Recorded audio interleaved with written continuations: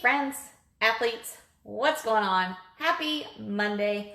Hope you guys had an awesome weekend. I know a lot of you raced this weekend, so if you did, awesome job. I've seen a lot of posts popping up about more trifectas earned, race finishes, best finishes of the year. So if that is you, congrats, awesome job.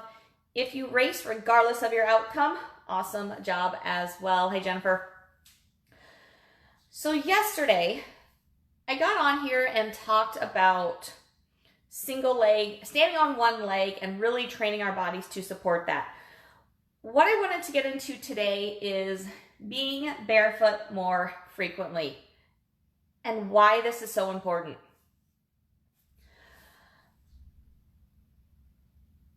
So I like to explain this in terms of a building. Our feet are essentially our foundation.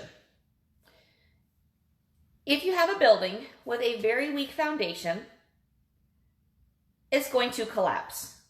Or if it doesn't collapse, you're not going to feel the safest being inside it. Our feet are essentially the same way. They are what we stand on. They give us our foundation. If we don't keep them strong, the rest of our body can't be strong either. The only way the rest of our body is strong is if those feet are strong first, give us a good stability. That gives us that stability up and through our legs, into our pelvis, in through our spine. If those feet are weak, we are just starting from a weak point.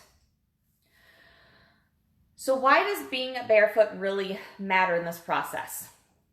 Because shoes do not allow our feet to work like they were meant to work. Or I should say, most shoes do not let our feet work like they were meant to work. There are several companies that make barefoot, like minimalist shoes to the point of 100% minimalist being barefoot style shoes.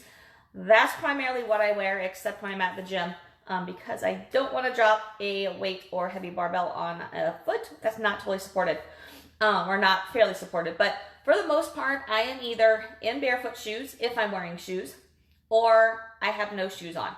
For the most part, if I'm in my clinic or if I'm at home, my shoes are off. Very rarely will you see shoes on me unless I'm somewhere in public where I have to have some shoes on of some sort and they are barefoot type.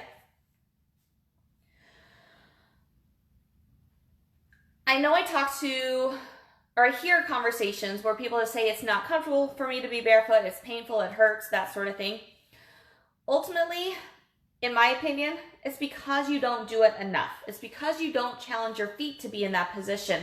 Now, I understand if you are in Arizona like I am, it's a lot of tile floors. It can be very firm on the feet. So that I do understand. In those scenarios, especially if it's like kitchen areas where you're standing a lot in one spot, getting some sort of gel mat, something like that might be beneficial for you in order to actually give you a little bit of cushion under your feet on the very, very hard tile surfaces.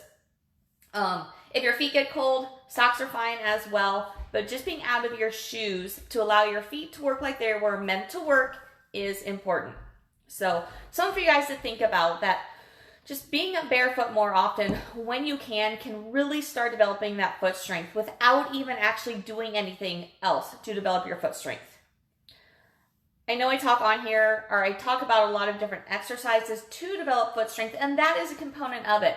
But in and of itself, the more you can be out of shoes, the more you let your feet work like they were meant to work, the stronger they will get in a shorter period of time, and the easier they will maintain that strength for a longer period, or for a long period of time.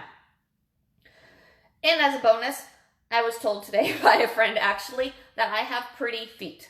So even with all the training I do, racing I do, and everything else, I'm just going to go with it's because I'm rarely wearing shoes and I'm normally barefoot, but apparently I have pretty feet because of it. So if you want pretty feet, that might help you as well. So just throwing that out there for you. If you have any questions, definitely post those on here. Feel free to reach out to me with any questions.